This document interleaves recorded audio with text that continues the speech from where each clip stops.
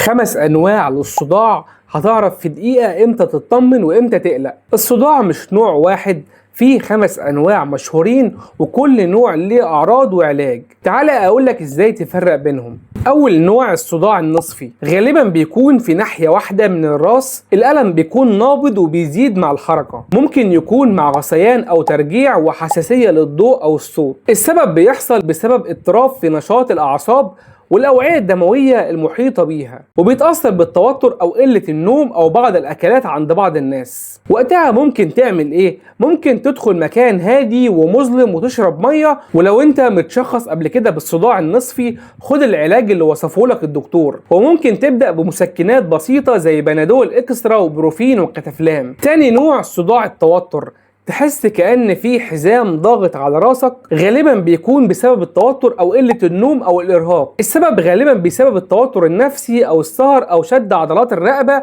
وفروة الراس. تعمل إيه؟ ريح جسمك، نام كويس واشرب مية، وحاول تقلل التوتر والإجهاد، وأدوية ممكن تخفف الأعراض زي بنادول أدفانس وسيتال وبروفين. ثالث نوع هو صداع الجيوب الأنفية، ألم في الجبهة أو حوالين العينين والخدين، بيزيد لما تنحني لقدام، غالبا مع رشح أو انسداد في الأنف. السبب بيكون نتيجة التهاب أو احتقان في الجيوب الأنفية بسبب نزلة برد أو حساسية. لازم تعالج احتقان الأنف وتشرب سوائل، ولو الأعراض استمرت مع حرارة عالية لازم تكشف عند طبيب. أدوية ممكن تخفف الأعراض زي كونجستال، بنادول كولد أند فلو، أتروفين بخاك لفترة قصيرة ما تزيدش عن 5 أيام، غسول أو محلول ملح للأنف. رابع نوع الصداع العنقودي، وده ألم شديد جدا حول عين واحدة، العين ممكن تدمع أو تحمر، والأنف بينسد في نفس الناحية، بيجي في نوبات، وسببه الدقيق غير معروف، لكنه مرتبط بتهيج أعصاب وأوعية دموية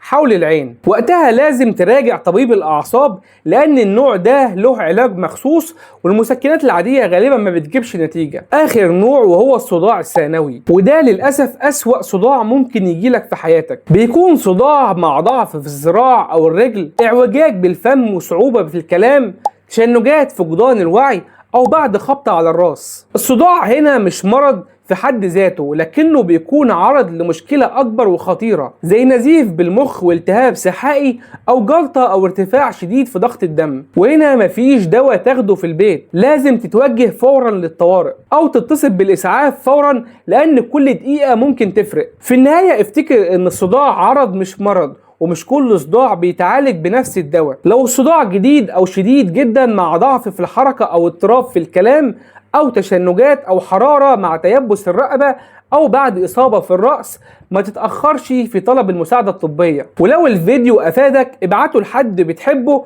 لأن المعلومة البسيطة بتفرق في وقت مناسب.